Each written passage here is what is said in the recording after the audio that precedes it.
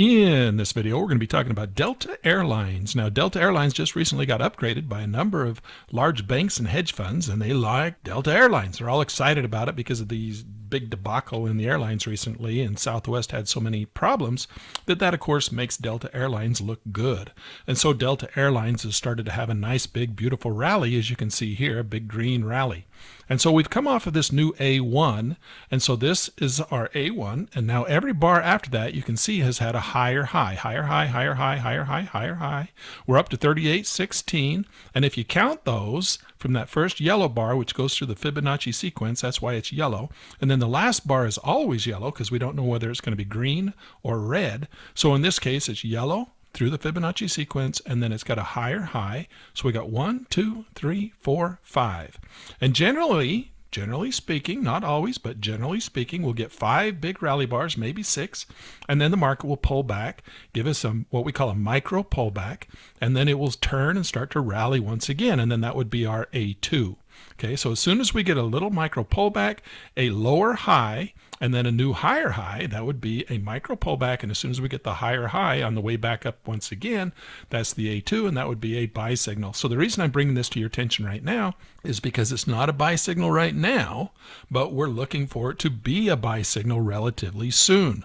Okay, so I'm giving you a little bit of a heads up. The market's rallying up. Technically speaking, we're looking for it to pull back down, make a lower high, and then break and make a new higher high, and then at that point would be our A2, and we would take another long position at that point.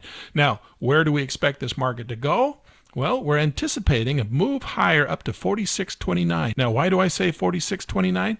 Because we're going to go back here to a weekly chart, and if you look at the weekly chart and we go back in time, you can see that this market has a tendency to bounce off this area 46.23 right in here on the weekly chart. It has a kind of a resistance level up there where there's lots of price bars that went up and touched that price. That's called resistance. Now, if it breaks through there, we'll expect it to go to the next level, which is 52.28.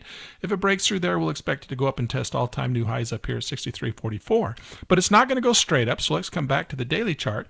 And what will we anticipate? Well, we anticipate an A2, which is a little micro pullback. So we call these A, B, C, D patterns. So if the market pulls up, if it pulls back, makes a little C point back in here, we would then expect it to continue to rally and probably make another little A, B, C up in here. So we'll get an A1, an A2, an A3, and then at the top of the A3, that's where we'll expect it to turn and retrace and make a more of a major retracement. And then maybe if it's going to go up to the next level, we would look for a B1, a B2, and a B3. Okay, so that's called an Elliott wave. It's just 2 A, B, C, D patterns in a row.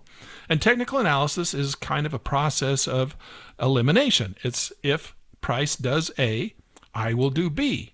If price doesn't do A, then I'll do C. Okay, so it's if, then, else. If this, then this, else this. And that's just a process of elimination and probabilities, and that's what technical analysis is all about. And so in this case, we're looking for the micro pullback, an opportunity to take a break on the next previous high, and then a continuation of the A drive, which would be the A2 up to the A3. Please comment if you have any questions. I would love to answer your questions down in the comments. Please like and subscribe, and we'll catch you in the next video.